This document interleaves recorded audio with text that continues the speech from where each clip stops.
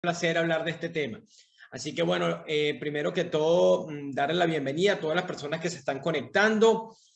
Y bueno, voy a compartir con ustedes esta presentación. Vamos a estar hablando de varios temas.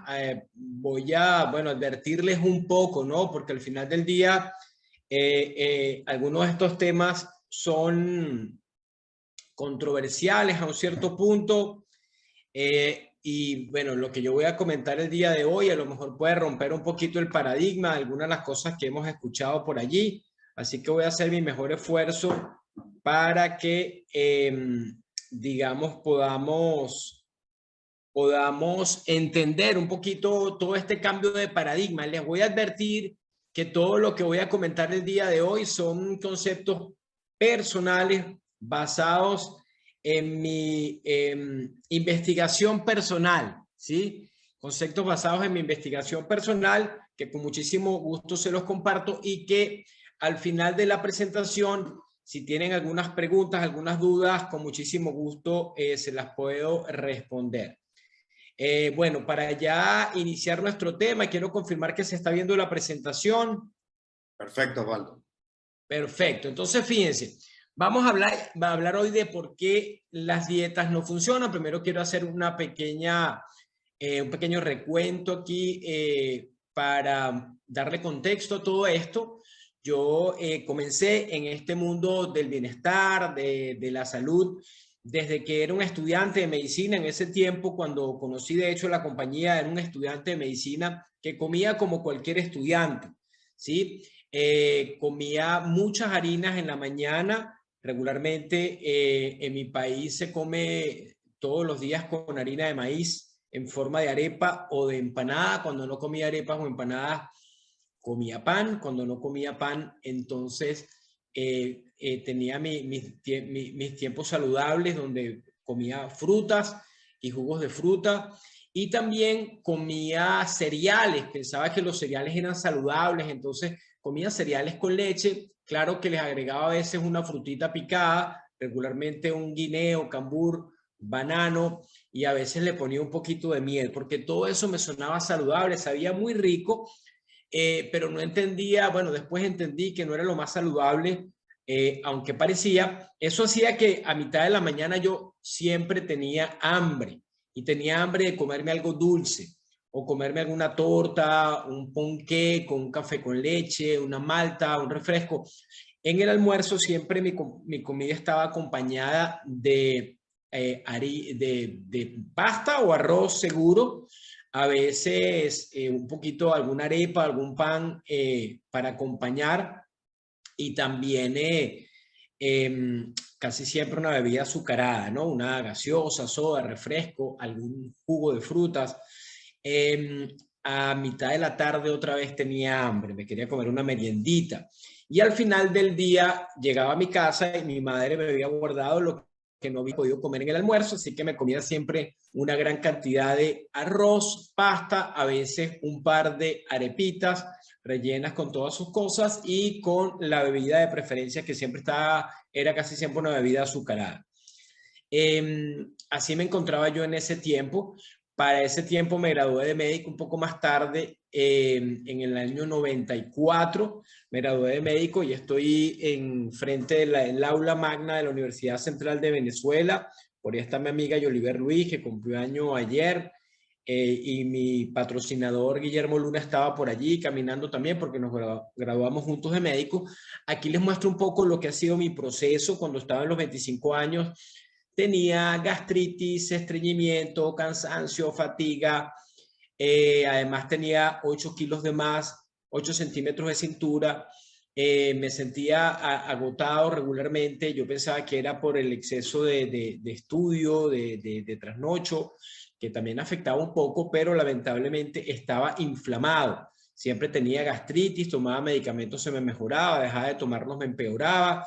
Me habían dicho que tenía gastritis crónica y yo me había quedado con ese diagnóstico. Bueno, cuando comencé en este tema, comencé a tomar la nutrición y comencé a hacer los cambios. Lo que pasó es que en un mes tuve resultados.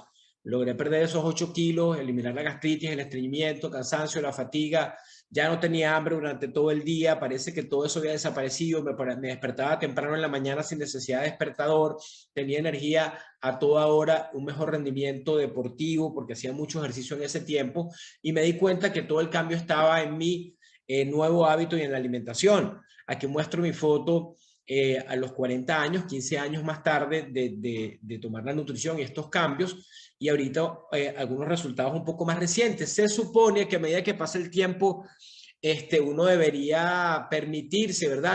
Algunos kilitos de más, alguna grasita de más, la llantita, pero bueno, hemos trabajado para que no sea así. Esa es mi foto de los 51 y últimamente ya post pandemia, estos son los resultados hace un poco más. Hemos logrado seguir avanzando en ese tema y ya para nosotros se ha convertido en un estilo de vida donde, por ejemplo, mis dos hijos, ambos toman la nutrición desde que el óvulo se juntó con el espermatozoide prácticamente. Ella está mi hija ya de 17 años, mi hijo de 19 años que también trabaja conmigo como coach.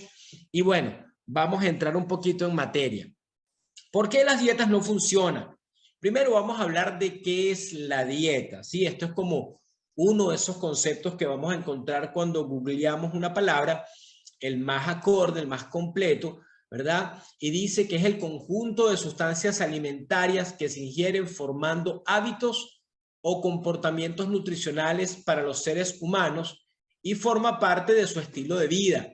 Proviene del término griego dieta, que significa modo de vida. En otras palabras, se supone que la dieta es como el consumo con propósito y con objetivo. Ahora, por eso hablamos de dieta. Al final del día, dieta sería todo lo que comemos. La dieta sería todo lo que una persona come. Esa es su dieta.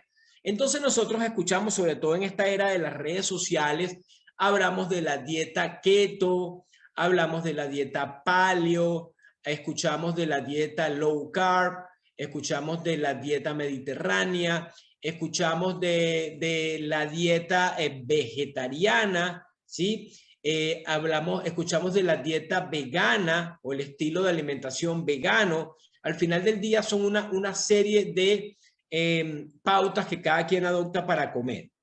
Ahora, eso para entender lo que es dieta, ¿sí? Ahora, regularmente a veces hablamos de dieta refiriéndonos más bien al hábito dietético, que es más bien como el patrón de alimentación, lo que una persona decide comer. Y en este punto, ¿verdad? Les tengo que hacer una salvedad.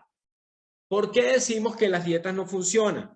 La dieta no funciona si tu metabolismo está roto. Y roto obviamente no es una palabra muy técnica, pero de alguna manera sí es muy gráfica. Y quiere decir que algo se desajustó. Vamos a profundizar en el tema.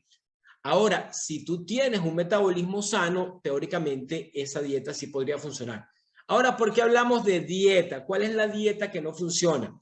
La dieta que no funciona es esa forma coloquial de hablar cuando nosotros decimos estoy a dieta, ¿sí? Casi que arrugando la cara, que significa estoy pasando hambre, no estoy comiendo las cosas que me gustan, estoy comiendo poquitito, ¿sí? Estoy a dieta, no me des de eso porque estoy a dieta. Esa es la forma, el tipo de dieta que no funciona. Y te voy a decir por qué esa dieta no funciona. Fíjate en esta lámina que te voy a presentar. Esa dieta no funciona porque esa dieta va a considerar el cuerpo, ¿sí? Va a considerar el cuerpo como si el cuerpo fuera una máquina, ¿sí? Y el alimento fuera la gasolina. ¿Sí? Hay una lámina con la que vamos a terminar, que la tenía por aquí. Le quiero hablar primero de esa lámina. Este símil que les voy a hacer antes de hablar de este tema, ¿sí?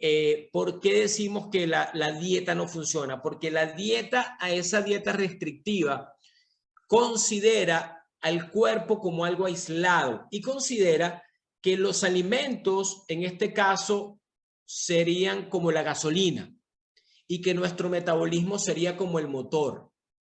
Entonces, ¿qué pasa? Si el motor está dañado, ¿qué tengo que hacer yo? ¿Cambiar la gasolina? ¿Cambiar de dieta? Si esta es la premisa con la que vamos a iniciar y es la premisa con la que vamos a terminar. Si tu motor está dañado, puedes cambiar la gasolina, pero eso no va a resolver el problema. Ahora, si tú reparas el motor y escoges bien la gasolina, que en este caso la gasolina serían los alimentos, entonces sí podemos llegar a un punto de encuentro con esto. Ahora, teniendo claro esto, voy a profundizar en conceptos que muchos han escuchado por allí, los vamos a desarmar y los vamos a entender mejor. Déficit calórico. Hemos crecido y hemos avanzado pensando que lo que funciona para perder peso es solamente el déficit calórico. Y el déficit calórico, para entenderlo de alguna manera, se define como la falta de calorías o bajar la cantidad de calorías, ¿sí? Para reducir y mantener el peso equilibrado del cuerpo, es decir, quemar más de lo que comemos para perder peso. Eso es un déficit. Como más de lo que mi cuerpo necesita. Lo voy a explicar aquí con un ejemplo sencillo. Vamos a suponer que esta cantidad de calorías es lo que se llama el gasto calórico. Esto es lo que mi cuerpo gasta. Esto se llama el gasto energético. Y esto sería el consumo energético. Este sería el gasto calórico o energético y esto sería la ingesta calórica o energética. Si yo consumo la misma cantidad de calorías que mi cuerpo gasta, el concepto de la ley del balance energético dice que entonces si lo mismo que entra es lo mismo que sale, el cuerpo se mantiene en su peso. Dice también que si uno consume más calorías de las que el cuerpo gasta, eso se llama un superávit calórico, se diría entonces que uno aumenta peso, ¿sí? Y también se dice que si uno consume menos calorías de las que el cuerpo gasta, entonces se supone que uno pierde peso. Ese concepto se llama la ley del balance energético y viene de una ley, les voy a decir cuál es el problema que tiene esa ley. Es una ley que viene de la física, que es una ley de la termodinámica, que dice también que la energía no se pierde ni se destruye, sino que se transforma. Ahora, ¿cuál es el problema con esa ley? Que considera el cuerpo como si el cuerpo fuera una estructura física, que tuviera un calorímetro, que midiera las calorías, y el cuerpo realmente no funciona así. Los alimentos que comemos no son calorías, eso lo pueden anotar. Los alimentos que comemos no son calorías y no todas las calorías son iguales. La comida o los alimentos son información y dependiendo de la comida, entonces va a depender el tipo de información que le voy a transmitir a mi cuerpo y el tipo de respuesta que mi organismo va a desarrollar, como ahora se los voy a explicar un poco más profundamente. Entonces, el problema con el concepto de que el cuerpo solamente se pierde peso por déficit calórico, contempla el organismo como un ente físico, calorías entran, calorías salen. O sea que la única forma de perder peso sería, y eso lo hemos repetido a lo largo de los años, sería o comer menos o quemar más, o consumir más, o gastar más. ¿Sí me explico? Serían las únicas dos formas. Ahora vamos a ver que eso no es totalmente cierto. Quiero hablarles ahora como otro segundo concepto de lo que es el metabolismo. Recuerden, es el motor, ¿sí? El motor. El motor o el metabolismo se refiere a todos los procesos físicos y químicos del cuerpo que convierten o usan energía. Cuando nosotros hablamos del metabolismo en forma muy sencilla, pensamos que el metabolismo es como la cantidad de calorías que el cuerpo quema. Eso es lo que llaman la tasa metabólica. Pero eso no es metabolismo. Metabolismo es todas las reacciones que ocurren en el cuerpo para que podamos respirar, para que circule la sangre, para regular la temperatura del cuerpo, para la contracción de los músculos, para la digestión de los alimentos, para la eliminación de desechos a través de la orina y las heces, para el funcionamiento del cerebro. El metabolismo, para que aclaremos ese concepto, el metabolismo, el único objetivo del metabolismo es producir energía. Ese es el único objetivo del metabolismo. Y ese objetivo del metabolismo, ¿verdad? Básicamente está guiado a generar movimiento. Y ese movimiento va a generar vida. Y si hacemos todo bien, va a generar una vida saludable. Eso es el metabolismo, un concepto mucho más amplio. Ahora, si yo les preguntara en dónde ocurre el metabolismo, porque parece como una cosa extraña, hay más de 300 reacciones que ocurren en el organismo para que yo pueda estar hablando, para que cuando como eso pueda ser aprovechado como energía, para que mi intestino pueda estar funcionando, para que mi corazón esté latiendo, para que yo no tenga ni siquiera que pensar en respirar y esté respirando, corazón latiendo, las arterias contrayéndose, el intestino moviéndose, el cerebro pensando, todo eso es metabolismo. Y eso requiere que el cuerpo esté todo el tiempo produciendo energía y esa energía la llamamos ATP. ¿Dónde ocurre el metabolismo? Ocurre en la célula. Y esto que te voy a decir, quiero que lo grabes en tu memoria y quiero que profundices en eso porque de esto depende prácticamente la salud. Se sabe ya que dentro de la célula hay una pilita, una batería, que es donde se produce el famoso ATP. Y esa pilita, batería, se conoce como la mitocondria. Cuando tú comes, toda la energía o los alimentos o los nutrientes van a terminar llegando a la célula. Por ejemplo, el azúcar va a entrar a la célula a través de receptores que activan la insulina, van a entrar a la célula. Y ahora van a ir ¿a dónde? A la mitocondria. Y la mitocondria lo va a convertir ¿en qué? En ATP. Y si lo que entra es grasa, entonces la grasa va a ir a la mitocondria. ¿Y qué va a hacer la mitocondria? Lo va a convertir en ATP. El ATP es la moneda de intercambio de energía en el cuerpo, el Bitcoin de la energía físico. Entonces, les explico todo esto porque ya se sabe que cuando la mitocondria se satura, se rellena, se rompe, se envejece, se daña, todo comienza a fallar. Se sabe que las células cancerígenas primero tienen un metabolismo dañado y, por ejemplo, tienen las mitocondrias dañadas. Se sabe que las enfermedades crónicas degenerativas, primero ocurre un daño a nivel de la célula que ocurre principalmente a nivel de la pilita de la que estamos hablando, que es la mitocondria. Para no ponerme muy complicado, quería que supieran que esto es así, porque si tu mitocondria está sana, tu célula está sana, si tu célula y tu mitocondria está sana, tu metabolismo está sano, y si tu metabolismo está sano, todo va a ocurrir mejor. Ahora, ya teniendo claro este concepto, vamos a ver cómo escoger la mejor gasolina para nuestro motor. Al final vamos a terminar hablando de cómo mejorar el funcionamiento de ese motor. Entonces, ¿cómo escoger la mejor gasolina? De eso se trata. ¿Cómo escoger esa dieta, ese tipo de alimentación que realmente sí funciona? ¿Cuáles son los parámetros? Entonces, ahora sí vamos con la dieta que sí funciona. La dieta que sí funciona tiene que contemplar un metabolismo sano, motor funcionando bien y una gasolina adecuada, un combustible adecuado. Y ese combustible adecuado tú lo tienes que escoger pensando en tres conceptos. El índice glucémico de los alimentos, ya vamos a explicar cada uno, la saciedad y el perfil lipídico. En base a eso vamos a poder decir que estamos comiendo en forma saludable. Ahora vamos primero con el índice glucémico.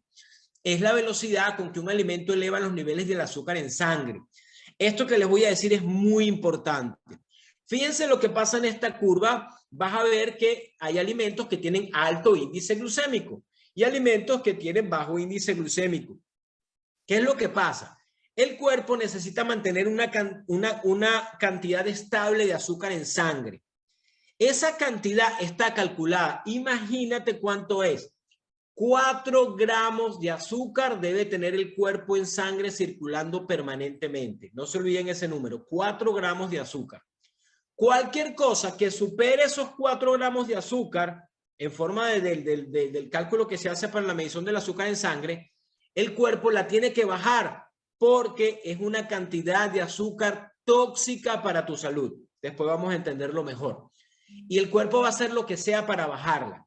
Entonces, todos los alimentos aumentan los niveles de azúcar en nuestra sangre, algunos en mayor cantidad, otros en menor cantidad, pero todos elevan los niveles de azúcar en sangre, los niveles de insulina en sangre, mejor dicho, ¿sí? Los niveles de azúcar lo van a elevar principalmente los carbohidratos, ¿sí? Y cuando los carbohidratos se elevan, cuando el azúcar en la sangre se eleva, la glucemia o la glicemia se eleva, entonces el cuerpo dispara insulina para bajar esos niveles de azúcar.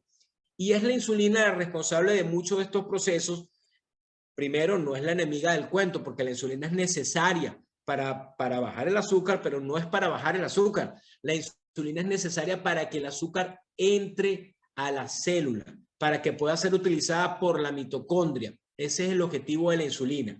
Entonces, el objetivo de la insulina no es bajar tu azúcar. El objetivo de la insulina es que la insulina pueda entrar a los tejidos y pueda ingresar para ser utilizada como energía. Ahora, entendiendo eso, tenemos que saber que tiene que haber un balance dentro del cuerpo. Por eso decíamos que no basta con contar calorías.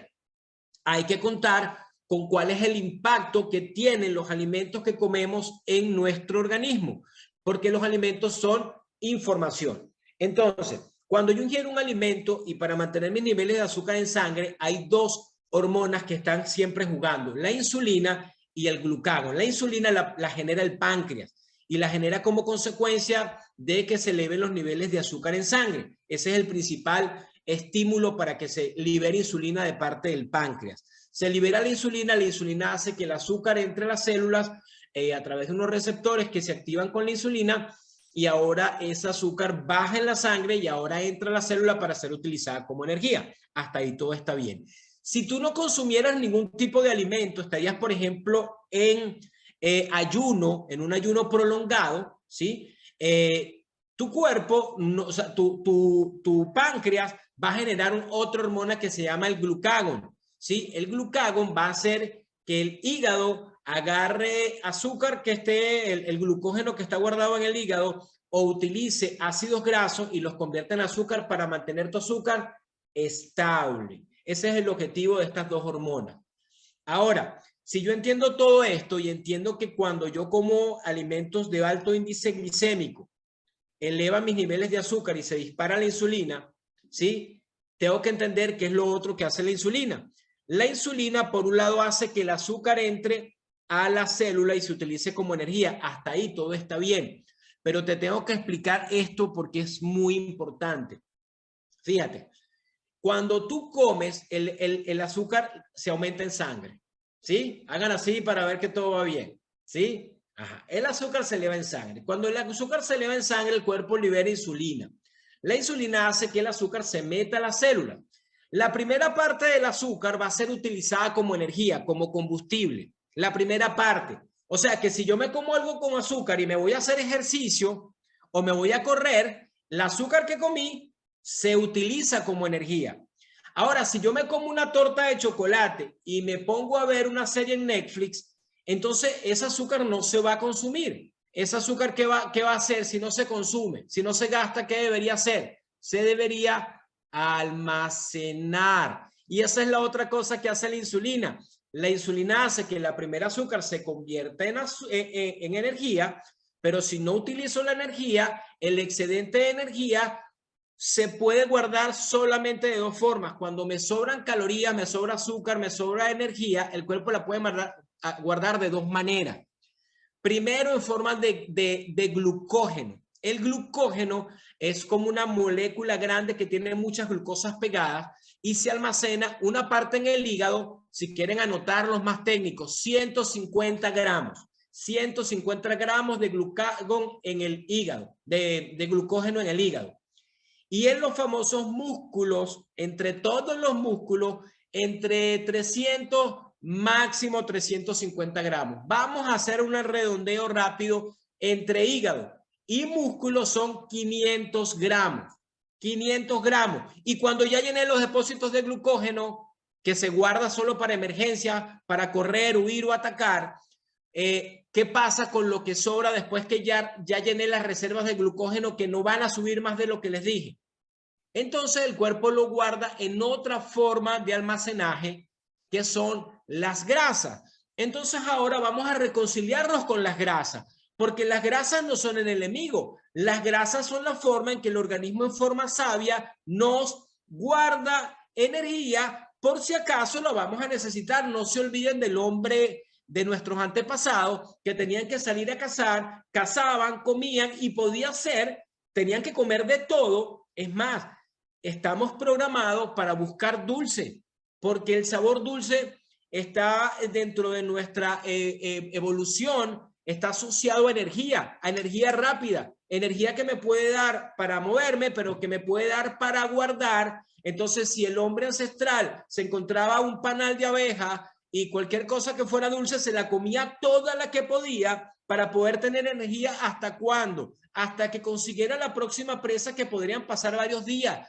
Era una necesidad evolutiva, pero ahora no tenemos que cazar, ahora simplemente andamos por la vida y solamente hay que levantar la mano, ya no tenemos ni que salir a comprar comida, la podemos pedir online y nos llega a la casa, tenemos bolsitas, tenemos cositas, tenemos cualquier tipo de cosa. Entonces comenzamos a dañar la historia consumiendo más energía de la que el cuerpo puede usar, y ahora queda demasiado, ¿qué? Demasiado excedente, y ese excedente el cuerpo lo guarda en forma de triglicéridos, y esos triglicéridos van a los tejidos y se convierten en ese tejido graso.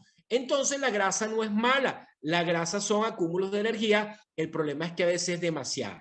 Entonces, ¿qué es lo que tengo que yo estar pendiente? Si yo quiero escoger una dieta saludable, tengo que tratar de utilizar alimentos que no me eleven demasiado el azúcar, porque si se eleva demasiado el azúcar, alto índice glucémico, o se eleva muy rápido, se generan picos de insulina, y la insulina va a hacer que se acumule energía y que se guarde en forma de grasa, va a estimular la lipogénesis o producción de grasa, que es lo que tú quieres evitar. Pero aparte de eso, la insulina alta va a generar a largo plazo problemas de resistencia a la insulina, hígado graso, síndrome metabólico, y el exceso de insulina termina siendo inflamatorio y termina dañando todo. Lamentablemente es así, no lo inventé yo, es así. Entonces, si yo atiendo, o sea, me encuentro con una persona que tiene diabetes del tipo 2, que esa persona que tiene diabetes del tipo 2 comenzó su diabetes porque consumía mucho carbohidrato, ese exceso de carbohidrato elevó la insulina hizo que su cuerpo se empezó a proteger de tanta insulina y creó resistencia contra la insulina, y esa resistencia contra la insulina hace que ahora tienes el azúcar alta,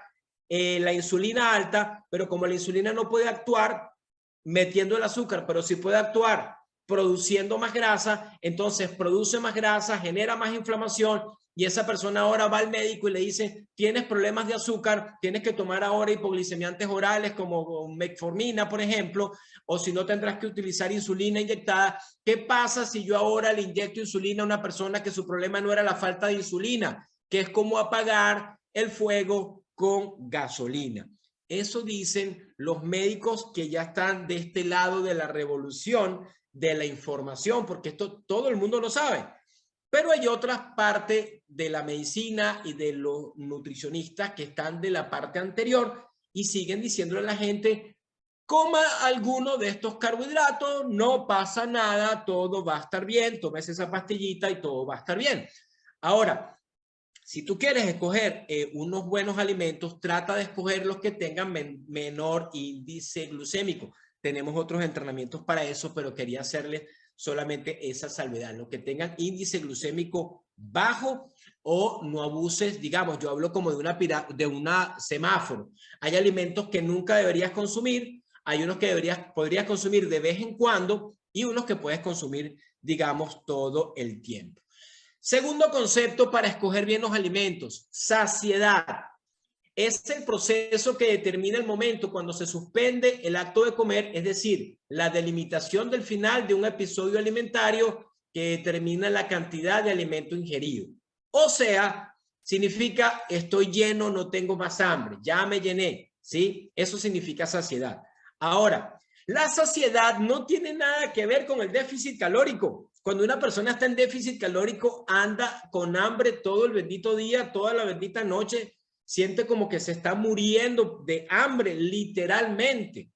¿Por qué? Porque no es un proceso que responda a ninguna otra cosa, sino que responde a un tema hormonal. Hay otras dos hormonas, hay una clase para todo eso, la leptina y la grelina. La grelina está en el estómago, se produce en el estómago cuando el estómago está vacío, se produce grelina, y la grelina va al cerebro y le dice al cerebro: busca comida porque me falta alimento, el estómago está vacío, ¿sí? Entonces se generan una serie de sustancias que te hacen generar hambre. Entonces, grelina, en forma muy simplificada, hormona del hambre.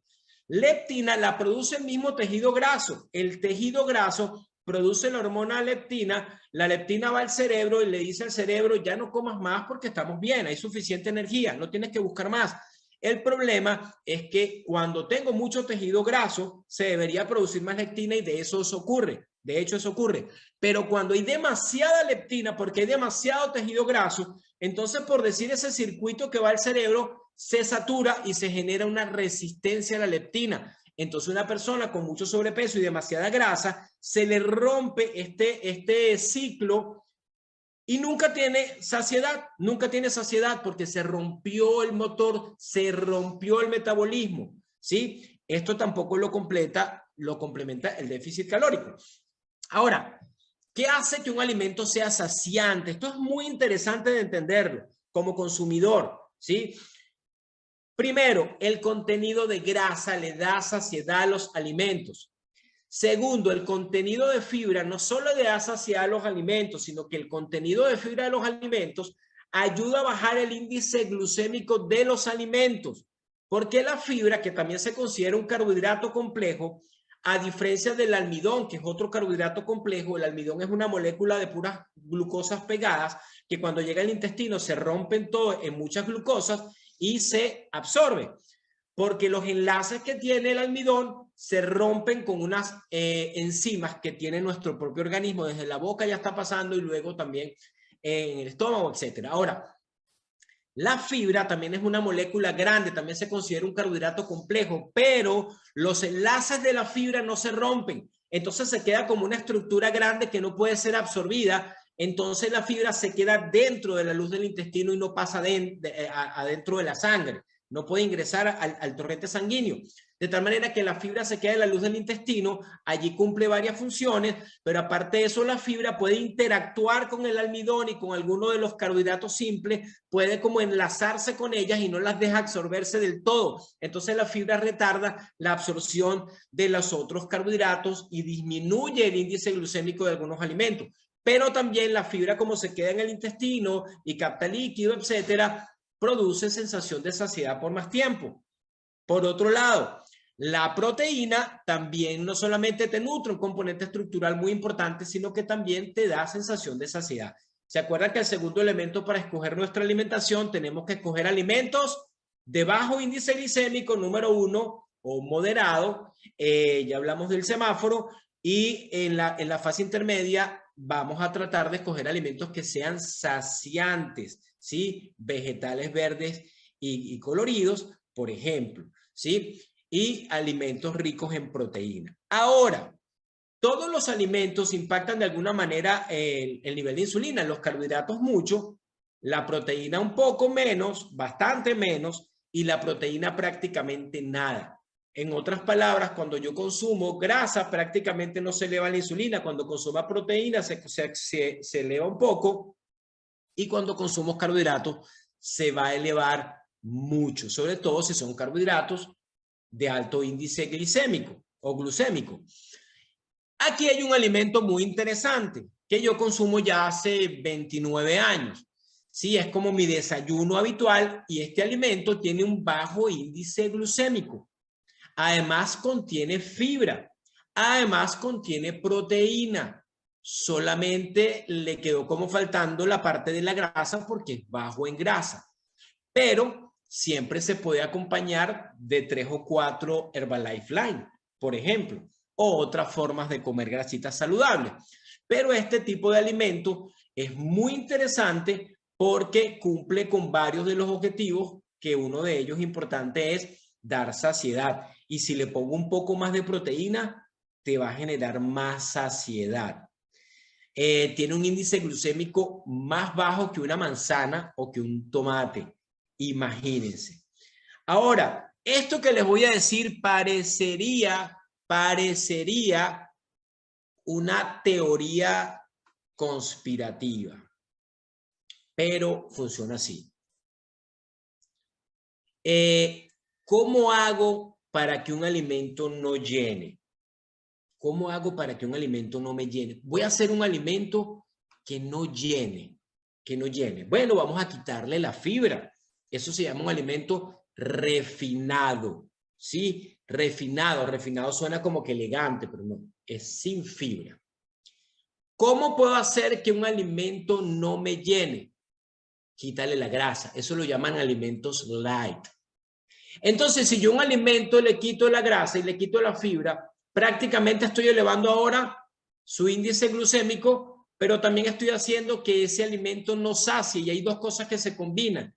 Son alimentos que regularmente van a estar ricos en carbohidratos, porque es la única forma de poderle dar algún sabor y alguna contextura, llenar ese alimento de carbohidratos, de mucho carbohidrato, de mucho tipo de azúcares modificados, de almidones, etcétera, para poderle dar alguna consistencia que no se dañe, que dure más tiempo y que tenga un buen sabor.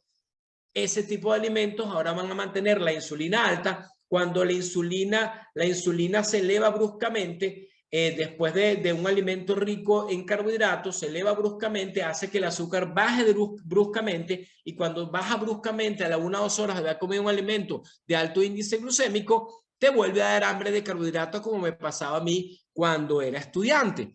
Ahí le va a pasar a cualquiera cada vez que coma mucho azúcar. A las 2 horas te va a volver a dar hambre de azúcar, y es un mecanismo fisiológico. Además, se sabe ya que la elevación brusca de los niveles de insulina también activa en el cerebro los centros de los antojos, y te va a dar un antojo real porque te provoca, se activan mecanismos en el cerebro que te hacen buscar comida.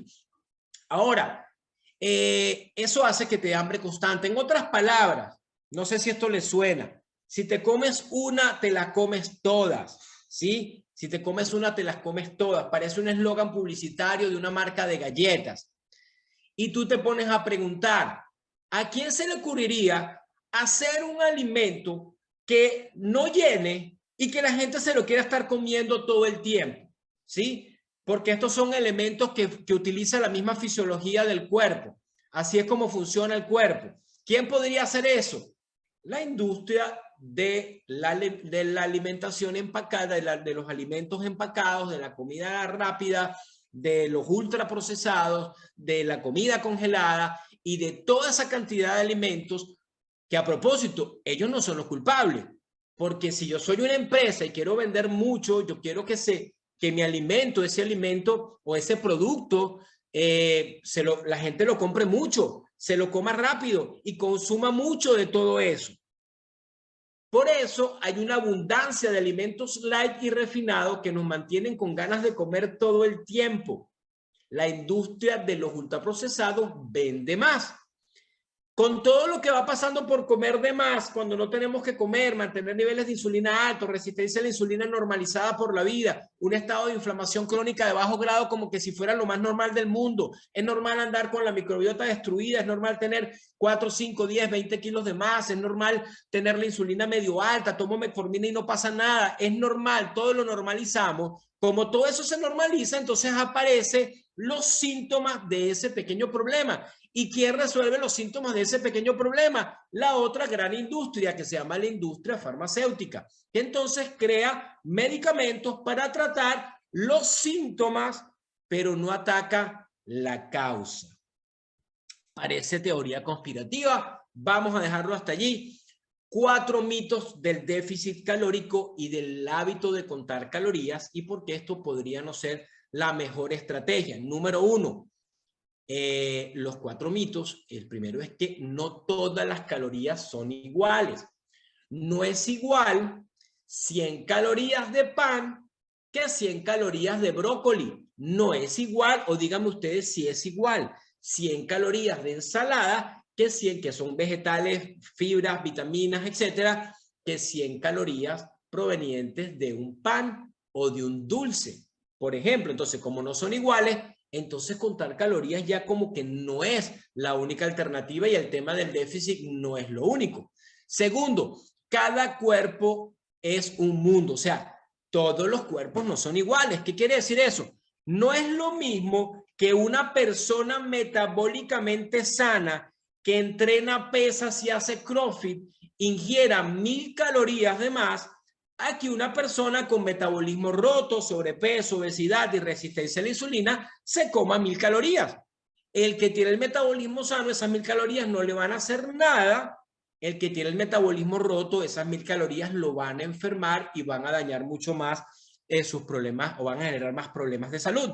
Por eso no se puede contemplar solamente el tema del déficit calórico. Por otra parte, hay una cantidad de fórmulas casi que innombrables, no son una, son varias, para tratar de calcular la cantidad de calorías que una persona metaboliza, quema, utiliza, ¿sí? Es prácticamente imposible saber exactamente cuántos usas porque no se trata solamente del movimiento de los músculos.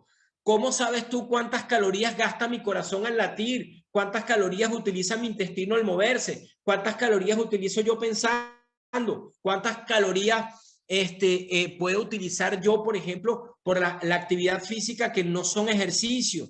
¿Sí? Es muy difícil de calcular. Hay un sesgo de cálculo muy grande. Eso debilita también el tema de que el déficit sea solamente la forma de calcular cómo vamos a perder peso y cómo vamos a tener resultados.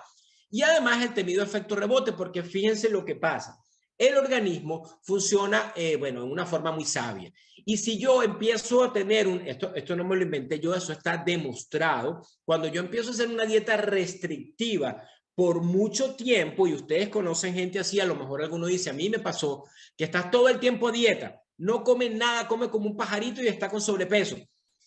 ¿Cuál es el problema? Que cuando yo como con déficit, con restricción calórica por mucho tiempo, mi cuerpo es como si usted, por ejemplo, no sé, usted sale de compras y le dice, mira, tienes $1000 para gastar hoy, pero solamente durante la tarde. Usted sale con $1000 a comprar lo que sea y gasta a manos llenas. Llama a los amigos, los invita a comer y donde va se compra algo, se come algo, gasta mucho porque tiene mucho.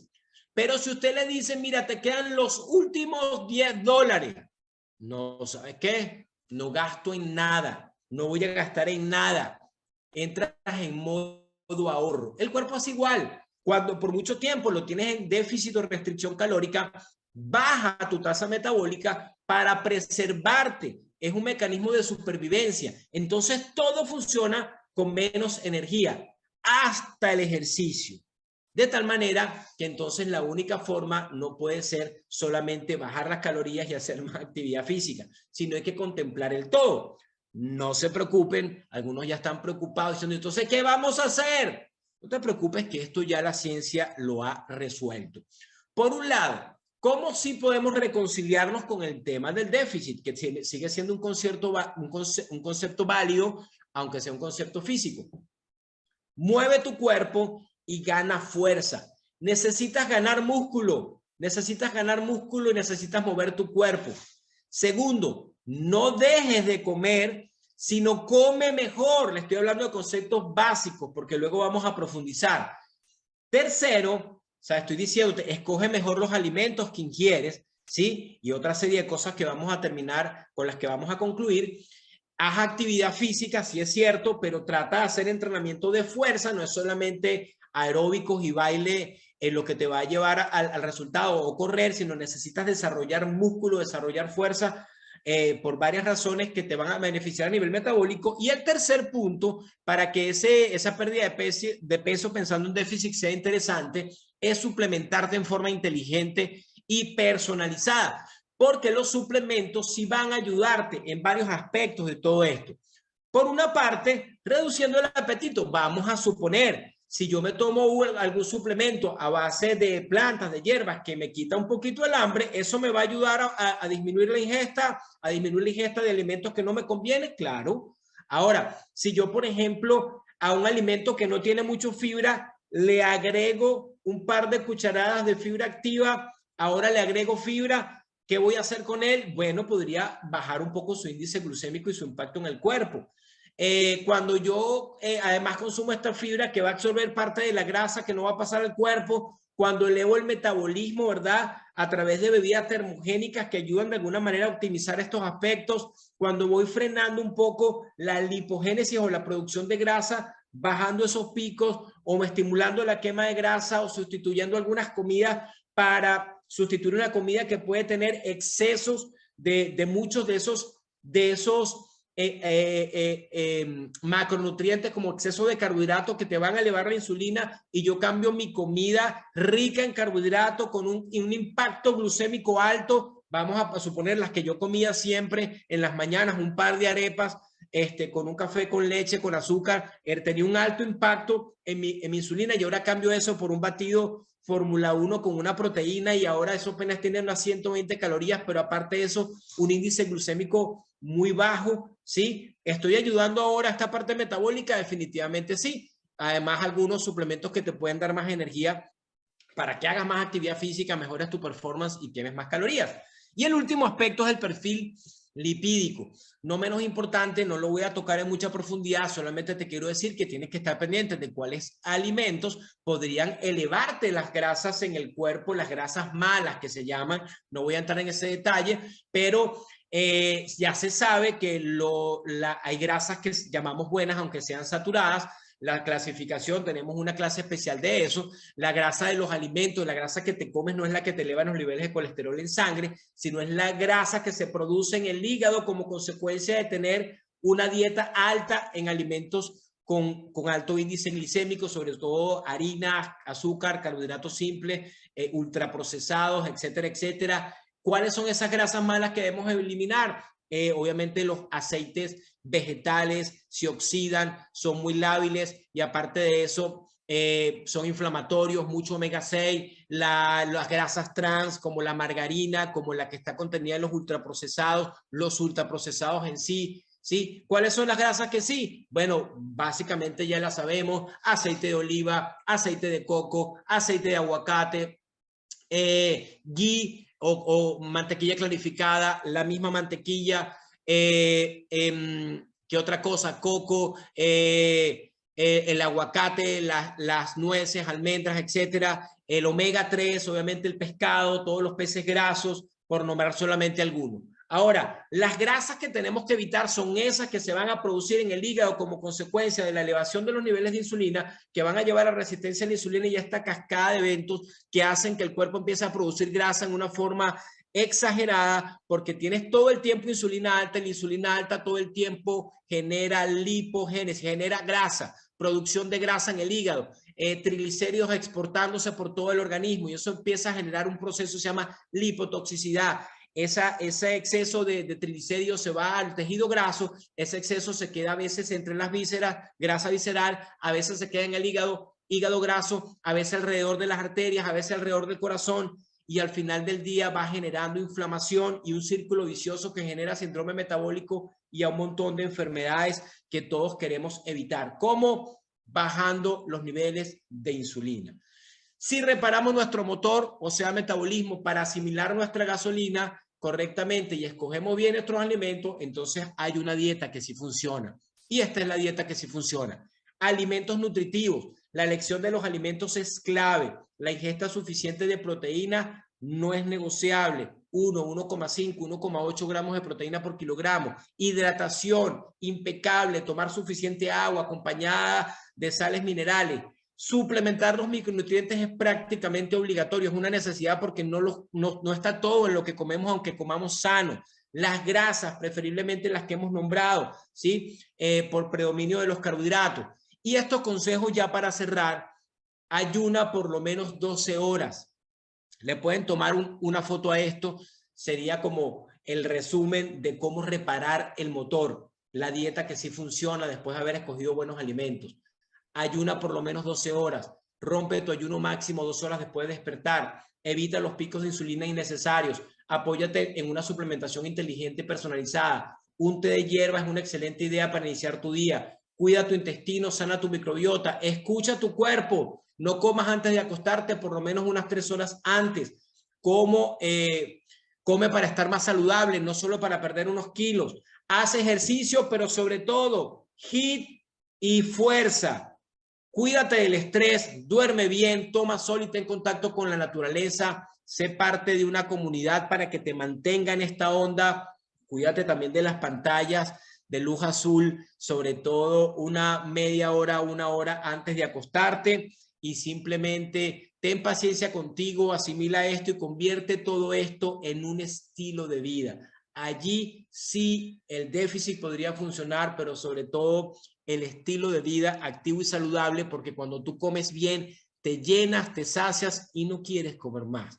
Y no quieres comer más, y el mismo cuerpo se va autorregulando. Eso es lo que teníamos para compartirles el día de hoy. Y bueno, espero que haya sido de beneficio esta información. Dice aquí, disculpe, ¿qué ejercicio puedo hacer si tengo hernia en el disco? O en un disco. Sí, bueno, básicamente siempre uno puede hacer ejercicios que no tengan impacto, ¿sí? Ejercicios que no tengan impacto en líneas generales, ¿verdad? Entonces, acuérdate que si, por ejemplo, yo hago una plancha estática, ya mi músculo está activado, estoy generando tonicidad, estoy inclusive aumentando mi gasto energético.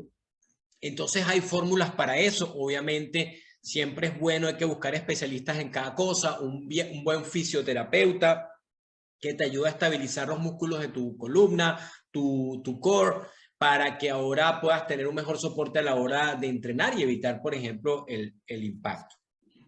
¿Qué otra pregunta? Dice, ¿cuántos gramos de proteína necesito para ganar masa muscular? 160. Regularmente el consumo de proteína mínimo sería 1 gramo de proteína por kilogramo de peso. De 0,8 a 1 gramo es lo mínimo. Se recomienda que para mejorar la calidad muscular debería estar cerca de 1,8 a 2.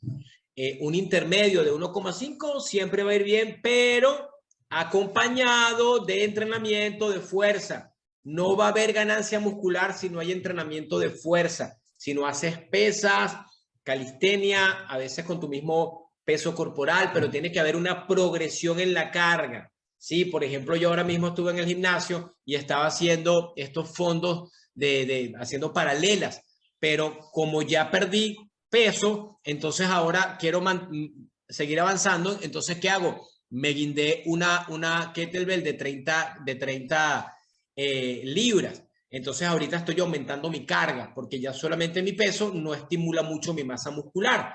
Y a mi edad, tú sabes, hay que cuidar la masa muscular. ¿Qué otra cosa? Dice, después de mi primer ayuno de 12 horas, ¿qué sigue?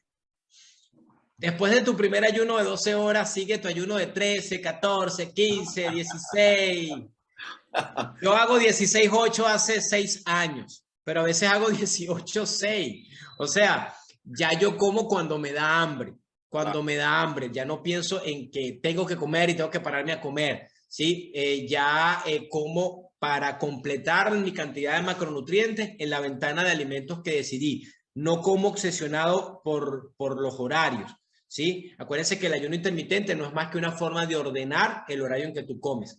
Pero sí dejar un periodo sin comer te trae muchos beneficios. Hay una clase de... Una pregunta, ¿qué productos debo tomar si tengo lupus? No es qué productos deberías tomar, tú podrías tomar todos los productos, lo más importante es bajar tus niveles de inflamación. El hecho de sustituir ya un desayuno rico en carbohidratos, una cena rica en carbohidratos por un batido con proteína, pero aparte de eso agregar el aloe, el colágeno, el omega 3, son productos que te van a ayudar a bajar tus niveles de inflamación. Hay que cuidar el tema de la microbiota. La mayoría de las enfermedades, dicen los expertos, autoinmunes, cursan con un intestino inflamado, ya lo que se llama permeabilidad intestinal. Cualquier cosa que pueda hacer para mejorar ese aspecto, y el primero sería evitar los alimentos que te inflamen. Escucha tu cuerpo, evita los alimentos que te inflamen. La mejor forma de eliminar la inflamación, anótenla allí. ¿Cómo hago para eliminar la inflamación? Evita consumir lo que te inflama. Escucha tu cuerpo. Si tú comes granos y te inflaman, no comas.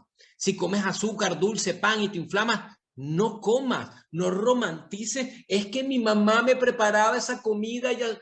Ok, entonces cómetela y sufre. Pero yo te recomendaría, ya, para de sufrir. Si te inflama, no te la comas. No te la comas y ya. Sí, o sea, como que el perro que está encima del clavo y no se mueve y se está quejando, aullando. Muévete de ahí. Cuando te moleste mucho, ya lo vas a hacer ahora. Enfermedades autoinmunes, hay que cuidar el intestino, ver si hay algo de permeabilidad intestinal y bueno, aloe, colágeno, ayuda con eso. Perfecto. Dice, ¿qué ejercicio puedes recomendar para bajar la grasa visceral? Acuérdense que no hay un ejercicio que me agrasa. Si no, voy a empezar otra vez la charla desde el principio. Es todo. Metabolismo roto se sana con actitudes y hábitos para sanar tu metabolismo. Sanas el metabolismo y se resuelve el problema. ¿sí? Es un exceso, la grasa que tienes acumulada es un exceso de energía que no se está usando. ¿Qué tienes que hacer? Tienes que cambiar toda la lista que te acabo de decir, te va a funcionar para eliminar esa grasa acumulada. Dice, estoy con sobrepeso, tengo un mes en el gym, hago entrenamiento funcional, no he hecho pesa porque me dicen que me cuesta bajar de peso por las pesas, ¿será cierto? Cámbiate de entrenador. Hay veces que el entrenador no sabe. ¿Qué producto debo de consumir? Perdón, ¿qué alimentos Una debo persona que consumir? tiene sobrepeso tiene que hacer pesa. Una persona que no tiene sobrepeso también tiene que hacer pesa. Todo el mundo se beneficia de hacer pesas. Todo el mundo. Si yo no hago pesa, no desarrollo más músculo. Si no desarrollo más músculo, no quemo, no consumo más, no aumento mi gasto energético. Cuando yo hago músculo, el músculo crece. Cuando el músculo crece, las células de las fibras musculares son células musculares. Y las células musculares inclusive mejoran la sensibilidad a la insulina. Aparte de eso, las células musculares son como células nuevas, es una forma orgánica, natural, fisiológica de crear células nuevas y que sea positivo para tu cuerpo. Entonces, hacer ejercicio de fuerza es clave. Tienes mitocondrias nuevas, consumiendo energía nueva. Es una maravilla, tienes que hacer entrenamiento de fuerza. Dice, ¿qué alimento debo consumir si tengo hipertiroidismo y diabetes? Todo lo que hemos dicho va a beneficiar cualquier condición, digamos, inflamatoria. Una persona que tiene hipotiroidismo regularmente toma una hormona para sustituir la hormona que no está recibiendo, entonces ahí resuelve su problema de hipotiroidismo. Si tiene la insulina alta, si tiene si tiene como diabetes tipo 2, ¿verdad? Todo lo que hemos dicho, o sea, la persona que tiene diabetes tipo 2, mi recomendación es que consuma solamente alimentos de bajo índice glicémico. Cero negociación con galletas, con tortas, con un poquitito de esto y de lo otro. Coma vegetales, grasa saludable, proteína y cumpla todas las recomendaciones que le dimos y le va a ayudar un montón. ¿Por qué? Porque el problema de un diabético tipo 2 no es falta de insulina, sino es resistencia a la insulina, y cuando uno corrige el metabolismo, en algunos casos, se puede hasta revertir esto porque mejora la sensibilidad a la insulina. Entonces, Excelente. no es lo que puedo consumir, es lo que debo dejar de consumir. Perfecto. Bueno, hemos llegado al final porque